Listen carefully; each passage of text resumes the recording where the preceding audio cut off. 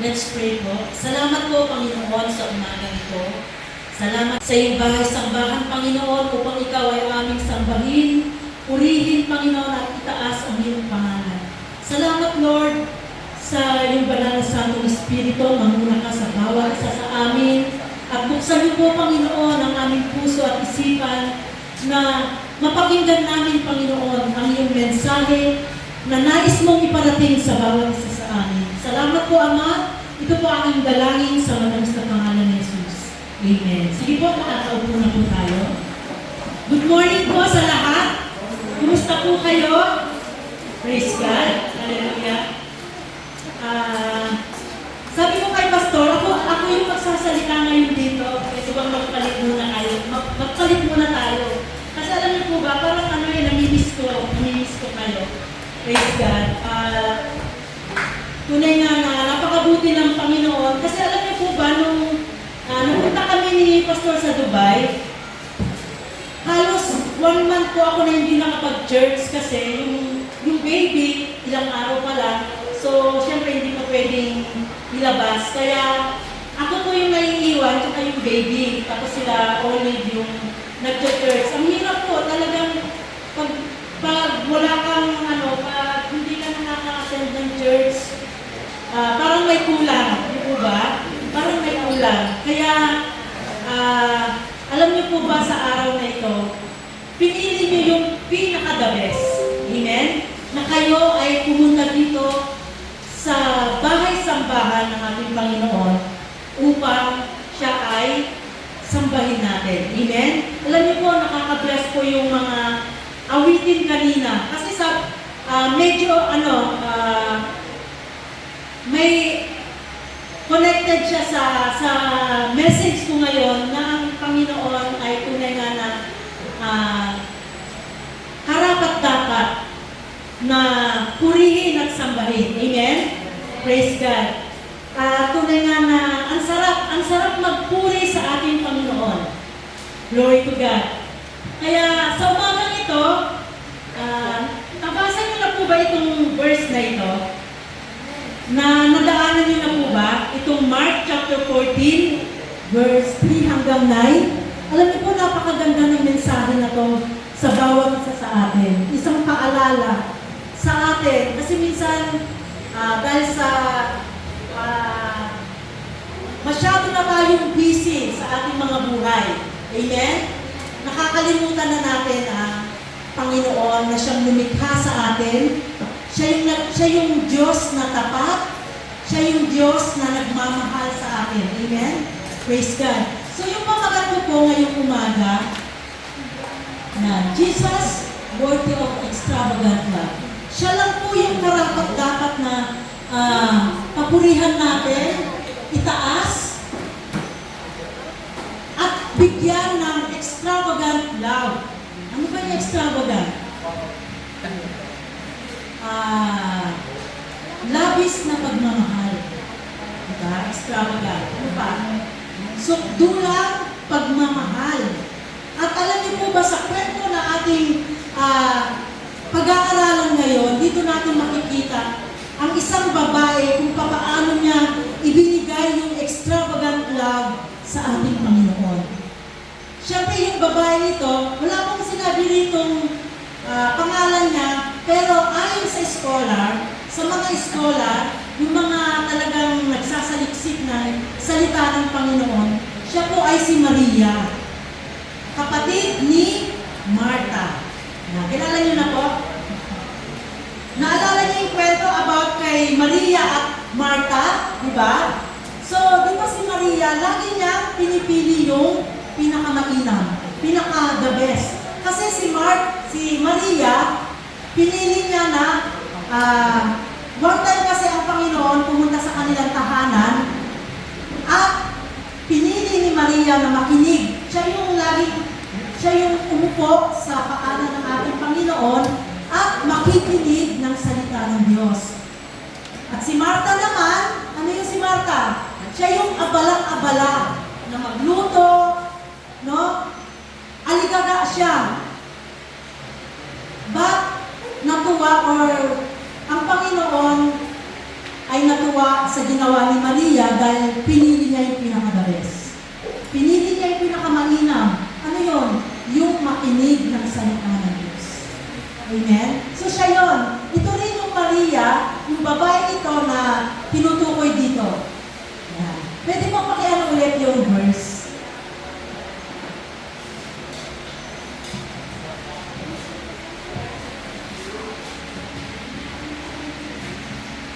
Kung may Bible kayo, pwede niyo pong sundan. Sabi nito, samantalang siya'y nasa Betanya, sa bahay ni Simon na kitongin, habang siya'y nakaupo, sa pagkainan, dumating ang isang babae na may dalang isang sisidlang alabastro na puno ng mamahaling pabangong purong nardo. Yan. Ano po yung dala ng babae nito? Pabango. Yung pabango po nito, hindi basta-basta. Noong unang panahon kasi, noong time po ni Jesus Christ, ang pabango po ay napakaano to, yung parang ginto na mamahalin. Sabi rito, yung dala-dala ng babae nito na pabango, ay katumbas daw po ito ng isang tao na nagtatrabaho, katumbas niya ay yung sahod niya ng isang taon. Imagine, napakamahal. Amen? Napakamahal nitong pabango na ito. Naalala ko po, share ko lang po nung nasa Dubai kami, pag pumupunta kami sa mall, alam niyo po ba, ang talagang maaamoy niyo sa mall, mga pabango. Iba yung mga pabango nila doon, napakabango talaga. Di ba dito, hindi natin naamoy yan sa mga mall? Hanggang hindi tayo pupunta lang dun sa, sa pwesto nila. Doon po, pagpasok mo pa lang ng mall, pabango na agad, napakabango ang maaamoy mo. Kumbaga, iba talaga yung nila, yung pabango nila. Yung ba kahit ilang araw mo nang labhan yung damit mo, nandun pa rin nakadikit yung At kapag meron kang may dumaan na lokal sa harapan mo, o sa likod mo, mapapalingon ka kasi ang bango-bango ng mga lokal na babae. Napakabango nila. At meron po kaming isang mall na pinuntahan. Sabi ni Olive, mapupunta tayo dun sa mall na halos puro lokal lang yung makikita mo. Kukunti lang yung yung mga ibang lahi, sabi niya gano'n. Puro lokal. At sabi niya, pagpasok mo pa lang sa mall, ang laki ng mall doon, ang lalaki po ng mall doon, talagang pagpasok mo pa lang, napakabango. Yung pang marirelax ka sa amoy ng pabango. So yun po yung na-experience ko. Kaya sabi ko, kaya pala ang mga tao na lokal o yung mga taga Middle East or UAE, kasi di ba sila yung sila yung lahi ni Ismael. Yan. Sila po yung lahi ni Ismael na kung makikita niyo po yung mga mukha ng mga babaeng lokal, talagang napakaganda po nila. Ang gaganda ng mukha nila, ang kikinis. Kaya naalala ko, sabi ko siguro ganyan yung mukha ni Sarah. Diba? Diba sabi sa Bible, napakaganda ni Sarah. Ang gaganda po nila, ang kikinis. Hindi nga lang, makakapal sila mag-makeup. Yun yung napansin ko. Sabi ko, bakit ang kakapal nila mag-makeup, Led? Sabi ko gano'n. Kasi sabi niya, wala namang ibang ginagawa mo ngayon, kundi magpaganda. Yeah, magpaganda at magpabango. Mahilig silang magpabango. So, yun po, kaya nung narating po yung mall na yun, na puro lokal, kasi yung mga lokal na black na damit sila, tapos yung mga lalaki white, kung di ako nagkakamali. Tapos, talagang ang gaganda nila. Ayun, ang bango ng mall nila. Ang laki-laking mall, kaya pabanguin ng buong mall. So, ganun ganun yung masam yung amoy ng pabango nila. So, balik po tayo sa topic natin, yung babae. Nung nabalitaan ng babae na ang ating Panginoon ay nasa tahanan ni Simon na kitongin, dumating po itong babae ito. At siya po ay may dalang sisidlang alabastro na puno ng mamahaling pabango na purong nardo. Alam niyo po, sabi nila, ang pabangong ito ay galing pa po sa bansang India. At sabi rito, ang pabangong ito ay napaka-powerful. Powerful siya. Kaya nga, sabi rito, napakamahal. Napakamahal ng pabangong ito na ibinuhos niya sa ulo ng ating Panginoon. Imagine, napakamahal. Anong sabi rito? Ibinuhos, hindi nag-alinlangan o hindi nanghinayang si Maria na ibuhos ang pabangong ito sa ating Panginoon. Bakit? Kasi meron siyang extravagant love sa ating Panginoon. Labis na pagmamahal niya sa Panginoon. Ano pa? Sukdulang pagmamahal. Amen? Praise God. Ibinigay niya ito sa Panginoon. Hindi siya nanghinayang. Hindi niya tinignan or hindi siya nanghinayang kung gaano kamahal ito. Kumbaga, kayamanan niya na ito eh. Amen? Kayamanan niya na ito na hindi niya ipinagkait sa ating Panginoon. Yun po yung puso ni Maria. Meron siyang extravagant love, labis na pagmamahal sa ating Panginoon. Kasi itong verse na ito, sa verse na ito, tinutukoy ko na malapit na hulihin ng Panginoon at mamamatay ng Panginoon. Ipapako sa krus. Yung time na yun. Kaya, siguro merong puso si Maria na nararamdaman niya na malapit na umalis ang Panginoon, mawala sa kanilang buhay. Kaya ibinigay niya na, di ba? Ibinigay niya na yung the best. Amen? Kasi, minsan tayo, hindi natin maibigay yung para sa Panginoon. Bakit? Yung oras pa lang, di ba? Yung oras, hindi na natin maibigay sa Panginoon. Minsan, huwag po kayo masasaktan na, praise God. But, minsan di ba late na tayo, hindi natin nakumpisahan yung gawain, but, pwede pa naman natin itong di ba?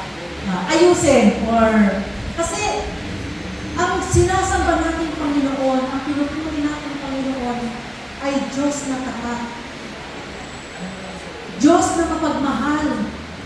Diyos na hindi nagbabago ang pagmamahal niya sa atin. Amen? Lagi siyang mabuti sa ating mga buhay. Kaya dapat ibigay natin yung the best para sa Panginoon, kagaya ni Maria. Amen? Wala man tayong pabango na napakamahal, pag pwede natin ibigay yung karapat-dapat para sa Kanya. Yung hindi leftover. Hindi tira-tira. Amen? Minsan,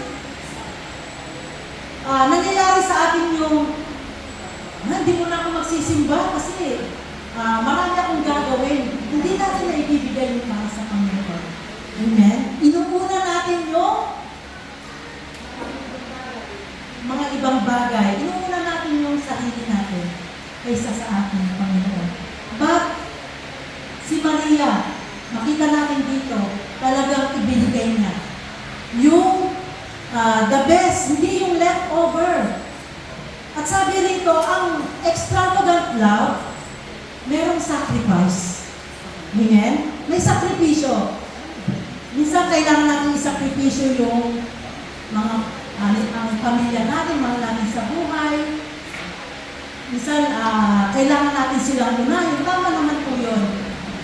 At dito, makikita natin na talagang si Maria ay pinili niya talaga yung pinakamainam. Palagi, pangalawa na sa buhay ni Maria, pinili niya lagi yung pinakamainam sa kanyang buhay. Ang tunay na pagsamba, true worship is putting Christ first above all. Amen? True worship is putting Christ first above all. Unahin muna natin ang Panginoon. Amen? At alam ng Panginoon ang sitwasyon natin,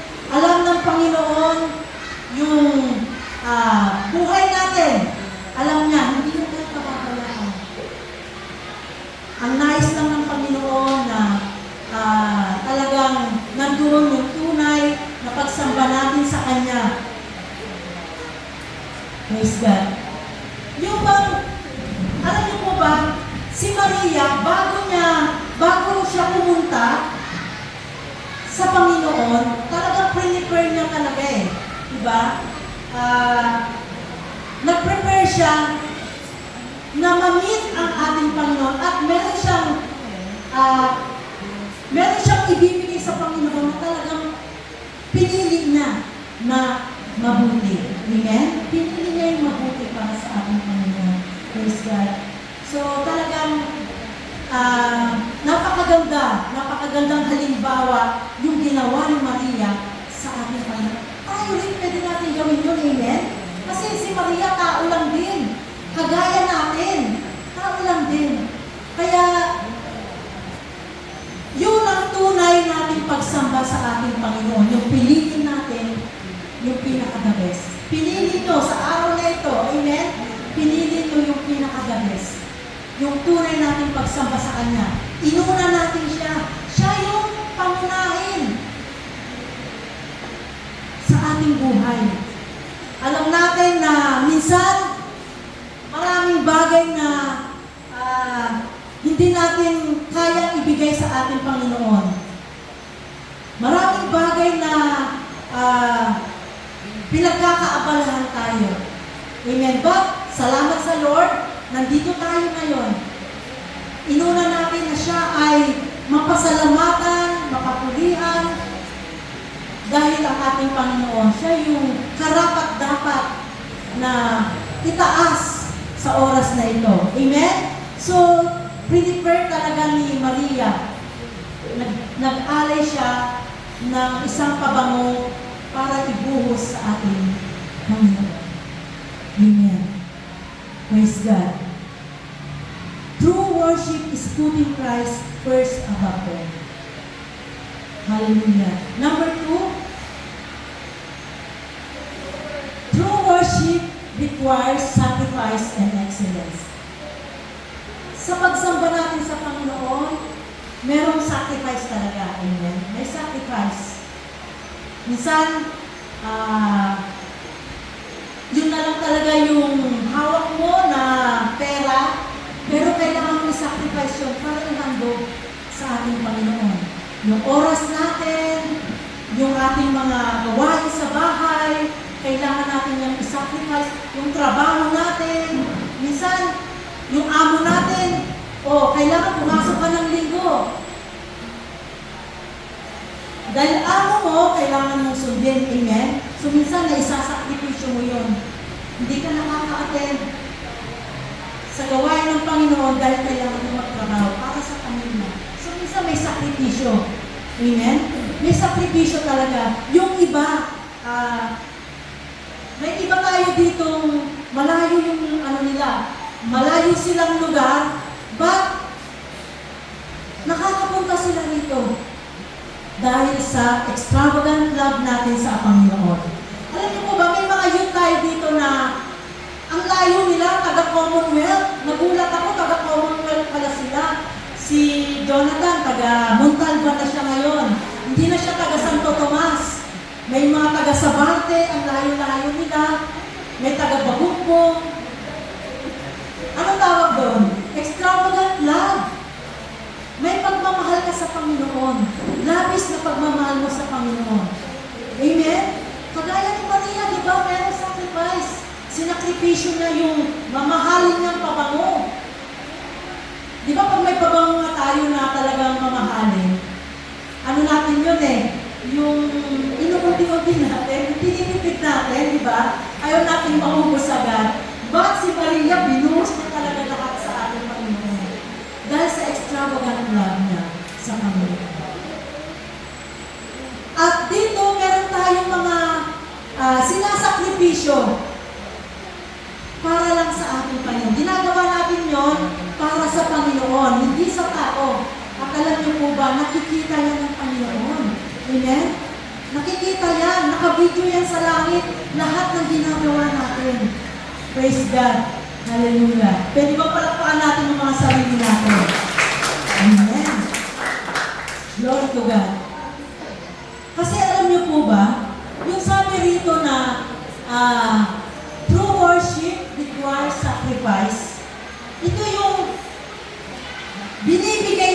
yung the best para sa Panginoon. Amen? Yun yung sakripisyo. Bagamat mahirap gawin, pero ginagawa natin yon para sa kapulihan ng ating Panginoon. Amen? Praise God. Kaya, nakikita lahat yan. Lahat ng ginagawa natin, lahat ng mabuting ginagawa natin, lahat yan ay para sa Panginoon. At sabi po rito sa Matthew chapter 6 verse 21, meron kaya? Sabi sa Matthew chapter 6 verse 21, sapagkat kung nasaan ang iyong kayamanan, naroon din naman ang iyong puso. So, ibig sabihin, lahat ng mga ginagawa natin para sa Panginoon, kayamanan yan. Amen? Kayamanan yan. Hindi yan nawawala. Hindi yan mananakaw. Amen? Yung lahat ng mga ginagawa natin sa gawain ng Panginoon, nag-iipon tayo ng kayamanan. Saan? Sa langit. Amen? Kaya wag natin pang hinayangan lahat ng ito. Kagaya ni Maria, hindi siya nanghinayang sa ginawa niya, sa pagbuhos niya ng pabango sa ating Panginoon. Hindi niya pinanghinayangan yun. Kaya mamahalin man yun, hindi niya inisip yun. Dahil nag-iipon tayo ng kayamanan dun sa langit. Sabi nga, sapagat kung nasa ang iyong kayamanan, naroon din naman ang iyong puso. Amen? Kaya huwag tayong magsawang gumawa ng mabuti. Dahil yun ay para sa ating Panginoon. Amen? Giving your best to the Lord. Kasi binibigay natin yun, dahil yun ay yung pinaka-the best. Huwag yung tira-tira. Amen? Huwag natin tipirin ang ating Panginoon. Praise God. So number 3, extravagant devotion is not wasted. Hindi daw po nasasayang yung mga ginagawa natin. Anumang extravagant devotion, yung ating pagbabasa ng salita ng Panginoon, prayer, personal devotion, hindi po yan nasasayang. Hindi po nasasayang yung prayer natin sa mga kapatid natin. Hindi po yan nasasayang. Naririnig yan ng ating Panginoon. Tandaan po natin. Dahil pinili po natin yung pinakamanginang. Praise God. Di ba, ang hirap po yung na pinapanalangin mo yung ibang tao, di ba, lalo na may mga karamdaman, may mga sakit. Di ba may mga tao na gano'n na prayerful sila, na kahit hindi nila kilala, but meron silang puso na ipanalangin mo. Amen? Praise God. Alam ng Panginoon, ang bawat ginagawa natin ay hindi masasayang. Hindi masasayang. Gawin lang natin ito ng masaya, di ba? Yung iniisip natin na hindi tayo nag-iisip ng kapalit. Amen? Gumagawa tayo na ang Panginoon na lang bahala. Amen? Isipin natin na yun ay ginagawa natin para sa Panginoon. Kasi, alam niyo po ba, ang sarap gumawa ng di ba? Yung tumulong ka, meron kang kagalakan sa puso mo na gawin mo. Amen? Praise God. Yung meron kang joy. Yan, joy. May joy ka na gawin yon para sa iba. Praise God. So yun po, extravagant devotion is not wasted. Lubos na pagmamahal mo sa kapwa mo at sa ating Panginoon. Ginagawa mo yon para sa ating Panginoon. Amen po ba? Praise God. So ano po ba yung sabi nito sa verse?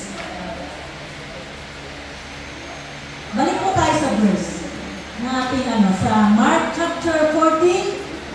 Alam niyo po ba, nung ibinuhos ni Maria yung kanyang pabango, di ba may nag-react? Dumating ang isang babae na may dalang isang sisidlang alabastro na puno ng mamahaling pabangong purong nardo. Binasag niya ang sisidlan at ibinuhos ang pabango sa kanyang ulo. Sunod. Ngunit may ilan doon na pagalit na sinabi sa kanilang sarili, bakit sinayang ng ganito ang pabango? Sapagkat ang pabangong ito ay maipagbibili ng higit sa 300 denaryo at naipamigay sa mga dukha. Amen? Di ba may nag-react? May nanghinayang doon sa pabango na ibinuhos ng babae. Nagalit pa sila. Kaharap na nila ang Panginoon, pero bakit ganun ang kanilang karakter? Ang kanilang pag-uugali, nanghinayang pa sila, iniisip kasi nila na napakamahal ang pabango yun. But si Maria, hindi niya kiningan yun. Hindi siya nanghinayang sa pabango na ibinigay niya. Amen? Praise God. Glory to God. Hallelujah. So, napakahirap, no? Minsan, gumagawa ka na ng mabuti. Meron pang nagagalit. Meron pang nagre-react. Imbis na, pagsabihan niya na, maganda yung ginawa mo. But, nagalit pa. Nagalit pa kay Maria sa ginawa niya. Praise God. So, nakakalungkot, may mga tao ganito na hindi nila kayang maibigay ang mabuti para sa Panginoon. Samantalang, kapag humingi tayo sa Panginoon, talagang hingi tayo ng hingi, di ba? Kapag merong naalala lang nila ang Panginoon, kapag meron ng kailangan, kapag meron ng nangyari sa kanyang buhay, doon pa nila maalala ang Panginoon. Panginoon, pengin ganito, pengin ganyan. Puro hingi tayo sa Panginoon. Pero nakakalimutan na natin ibalik sa Panginoon ang para sa Kanya. Amen? Nakakalimutan na natin magpasalamat sa ating Panginoon. Amen? Naalala niyo po ba yung nangyari, Tindol? Nakarang buwan ba? Nakarang buwan lang, no? Anong maririnig niyo sa kanila? Diyos ko Lord, di ba? Ganun yung nila, yung panalangin nila. Naalala lang nila ang Panginoon kapag may nangyari sa kanila. But, ang babae nito, si Maria, ay talagang, alam niya kasi, nararamdaman niya na mawawala na sa kanilang buhay ang Panginoon, kaya binigay niya na yung the best. Amen? Binigay niya na yung pinakamainam. At alam niyo po ba, natuwa ang Panginoon. Next verse. Ngunit sinabi ni Jesus, hayaan niyo siya. Bakit niyo siya ginugulo? Isang mabuting bagay ang ginawa niya sa akin. Amen? Di ba na-appreciate ng Panginoon yung ginawa ng babae na sa akin, Panginoon? Na-appreciate niya. So lahat po ng ginagawa natin para sa Panginoon, nagagawa ko ang ating Panginoon. Pagkamat hindi natin nakikita, di ba? Hindi nakikita ng bawat isa yung ginagawa natin dito sa church. Tandaan po natin, ang Panginoon, nakikita niyang lahat. Amen? Na nababasa niya, or yung iniisip pa lang natin, nababasa na ng Panginoon yan. Alam na ng Panginoon, yung bawat ginagawa natin, nakikita lahat yan ng ating Panginoon. Amen? Praise God. Alam ng Panginoon yung puso natin. Alam ng Panginoon laman ng puso natin. Kaya, huwag tayong manghinayang ang gumawa ng mabuti para sa ating Panginoon. Amen? Praise God. Dahil ang ating Panginoon ay all-knowing God. Alam niyang lahat. Kilala niya tayo. Mula pa sa sinapupunan ng ating magulang, ng ating nanay, kilala na tayo ng Panginoon hanggang ngayon. Amen? Kilala niya tayo. Kaya huwag tayo manghinayang na gawin ang the best para sa Panginoon. Amen? Praise God. Bagamat mahirap, may sakripisyo, di ba? May sacrifice. Yung iba malalayo, yung narito, yung iba minsan walang pamasahe, para lang maka-attend ng worship. Yung iba, kuyat. Diba? Nagsasakripisyo. Yung iba kuyat para makapunta lang sa church. Praise God. Salamat sa Lord kasi nagagawa natin ito. Hindi natin magagawa ang lahat ng bagay nito kung wala ang ating Panginoon. Yung iba may sakit, masama ang pakiramdam, pupunta sa church. Amen? Praise God. So, magagawa lang natin ito dahil sa ating Panginoon. Kasi, siya yung pinanggalingan ng love. Amen? Yung love na ito ay galing sa ating Panginoon. Kaya, ibigay, sabi nito, give your best to the Lord. So, ano yung naiisip nyo about kay Mary? Tama ba yung ginawa niya? Amen? Tama, kasi ibinabalik na lang yung mga mabubuting bagay na ginawa ng Panginoon sa kanilang buhay.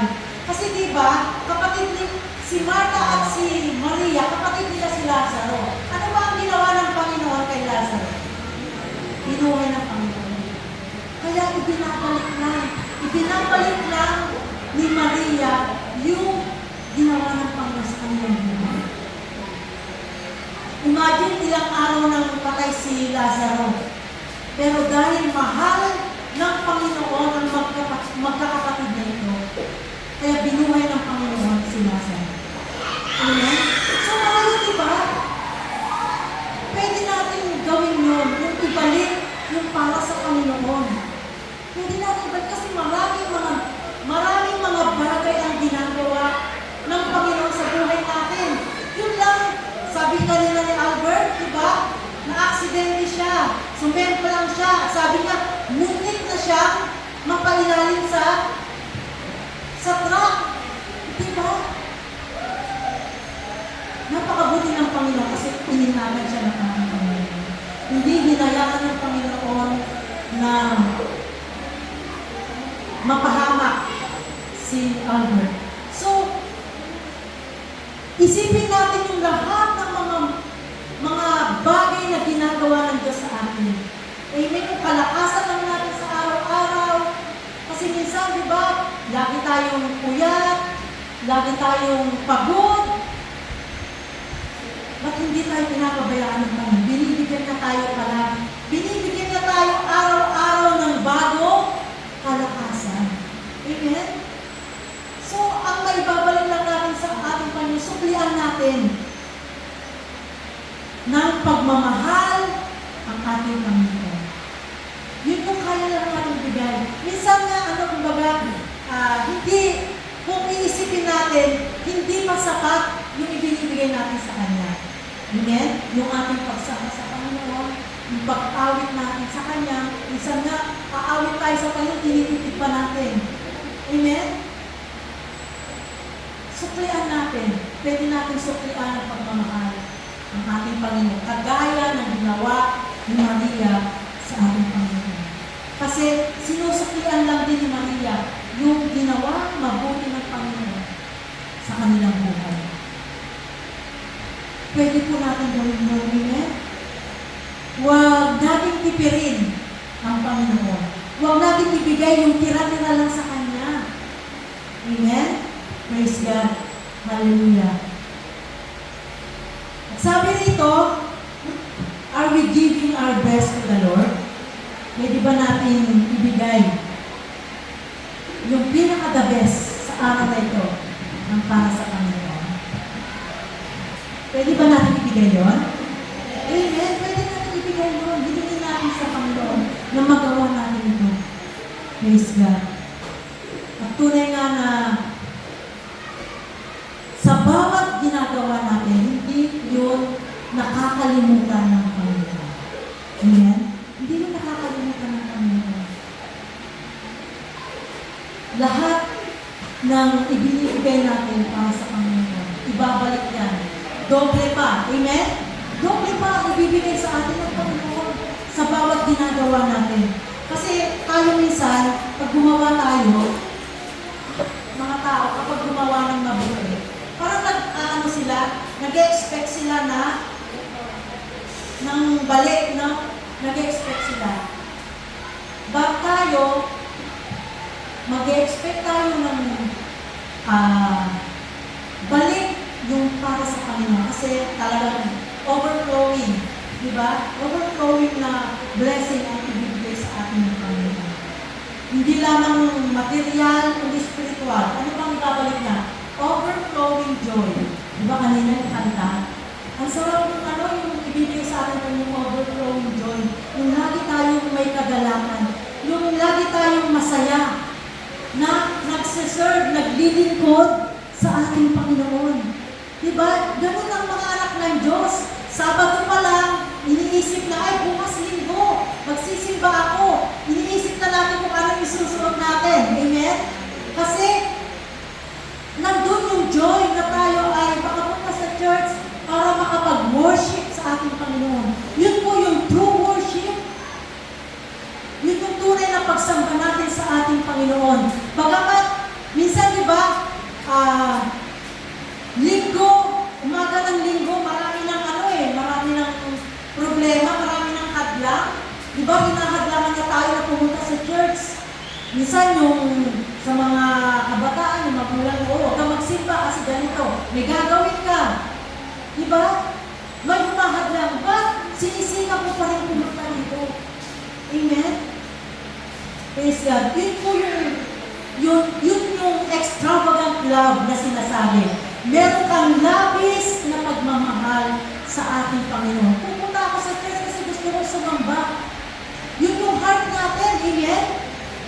Yun yung heart na ibinigay sa atin ng ating Panginoon. Marami tayong, nag-church tayo ngayon, marami tayong mga iniwan sa bahay na alalahanin. Yan. Mga alalahanin. But, nandito kayo ngayon to worship God. Amen? Praise God. Yun po yung karapat-dapat na extravagant love natin sa ating Panginoon. Binibigay natin sa Kanya. Amen? Dahil karapat-dapat na pagsamba natin sa ating Panginoon. Karapat-dapat na purihin at sambahin natin walang iba kundi ang ating Diyos na buhay. Praise God. Sige po, tayo po'y manalangin. Hallelujah, Jesus. Salamat po, Panginoon, sa umaga nito. Panginoon, tunay nga, Panginoon, na alam po namin na kulang pa, Panginoon, ang aming ibinibigay para sa iyo, God. Panginoon, turuan niyo po kami. Patuloy niyo po kami hipuin, Panginoon. Patuloy, Panginoon, ang iyong pagmamahal ay ibigay niyo, Panginoon, sa aming mga puso upang ito ay ma-transfer din namin, Panginoon, sa iba, God. Maging ang joy na patuloy niyo mong pinagkakalob sa aming, Panginoon. Lord, nawa maranasan din, Panginoon, ng aming mga kapatid, ang patuloy na pinagkakalob niyo na love, joy, Panginoon, sa aming mga buhay. Salamat po, Lord, sa umagang ito sa mga salita mo, God. Salamat sa buhay ni Maria, Panginoon, na tunay nga, O Diyos, na naitala sa Biblia ang ginawa niya, Panginoon, para sa iyo, O God. Salamat po, Panginoon, na pinaalala niyo sa amin ito, Panginoon, na karapat-dapat kang purihin at sambahin, na dapat namin ibigay ang tunay na pagsamba sa iyo, O God, na dapat hindi namin tinitipid, Panginoon, ang para sa iyo, O God. Panginoon, salamat po sa paalala niyo sa bawat isa sa amin, O God. Tunay nga, Panginoon, na ikaw ang aming Diyos, na karapat-dapat na purihin at sambahin, dahil ikaw ang aming Diyos na makapangyarihan, Diyos na buhay, Diyos na hindi nagbabago noon, ngayon at magpakailanman, O God. Panginoon, salamat po. Lord, huwag mo po kaming pabayaan. Panginoon, alam po namin na maraming nangyayari sa aming bansa, sa aming lugar, Panginoon, na hindi namin inaasahan. kaligtasan, Panginoon. Patuloy niyo po kami ingatan, Panginoon. Patuloy niyo po ingatan ang aming mga pamilya, O God. Salamat po, Lord, sa umaga nito. Karapat dapat kang purihin at sambahin, O God. Hallelujah, Jesus. Salamat po, Panginoon. Salamat po, Lord, sa umaga nito, Panginoon, na kami ay idinako nyo sa lugar na ito, Panginoon, upang marinig, Panginoon, ang iyong mensahe na nais mong iparating sa bawat isa sa amin, O God. Salamat po, Panginoon, dahil ginising nyo po, Panginoon, ang aming natutulog na kaisipan, Panginoon, na huwag ka naming tipirin, Panginoon, O God. Hallelujah, Jesus. Salamat po, Panginoon, sa kalakasan. Salamat sa salamat po, Panginoon, sa pagpapagaling nyo sa lahat ng may mga karamdaman sa oras na ito, Panginoon. Lord, we praise you. We honor you, O God. Hallelujah, Jesus. Ito po aking dalangin sa matamis na pangalan ni Jesus. Amen. Palakpakan po natin.